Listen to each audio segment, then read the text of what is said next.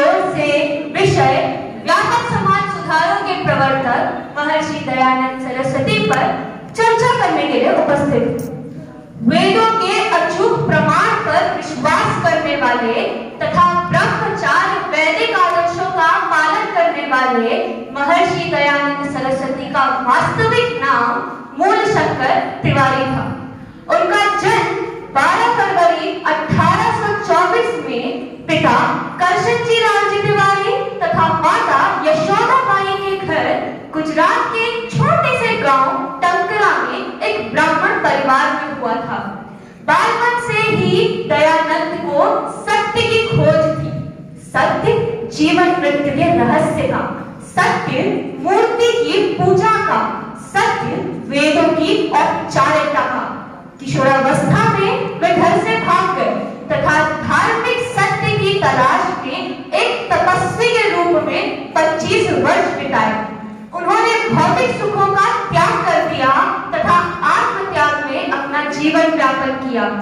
वे हिमालय के पर्वतों में एकांतवास में रहे तथा उत्तरी भारत के तीर्थ स्थलों में भ्रमण कर अपना जीवन व्यतीत किया।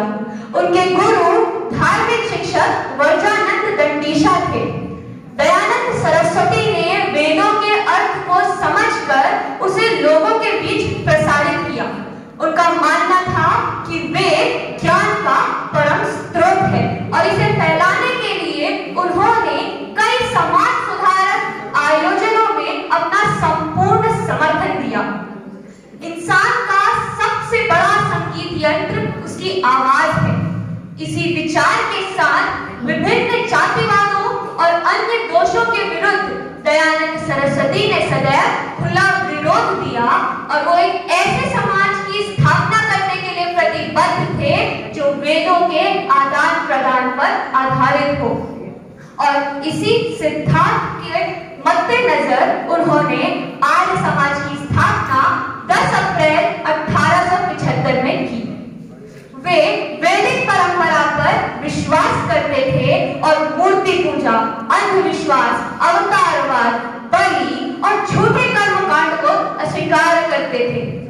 स्वामी दयानंद सरस्वती की शिक्षाओं को समझाने के लिए कई शिक्षा संस्थानों की स्थापना की गई। उनका मानना था कि शिक्षा एक ऐसा अस्त्र है जिससे समाज को प्रगति और सुधार की दिशा दी जा सकती है। उनके अनुसार एक छात्र की योग्यता उसकी ज्ञान अर्जित करने की प्रति उसका प्रेम, निर्देश पाने के प्रति उसकी इच्छा, ज्ञानी और अच्छे व्यक्तियों के प्रति उसका सम्मान, गुरु की सेवा और उनके निर्देश के पालन करने में दिखती है। दयानंद सरस्वती की शिक्षाओं में सत्य व न्याय के प्रति प्रज्वलित सीख थी।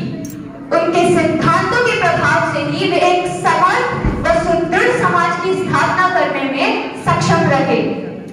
जाति निर्धारण जन्म से नहीं अपितु कर्म से होना चाहिए, ये सोच थी उनकी। स्वामी दयानंद के योगदानों ने सामाजिक समानता, महिला सशक्तिकरण, शिक्षा एवं अर्थ अनुष्ठानों का सुधारा है। उनके आंदोलनों ने व्यापक समाज सुधार कार्यों के लिए एक नया संदेश दिया।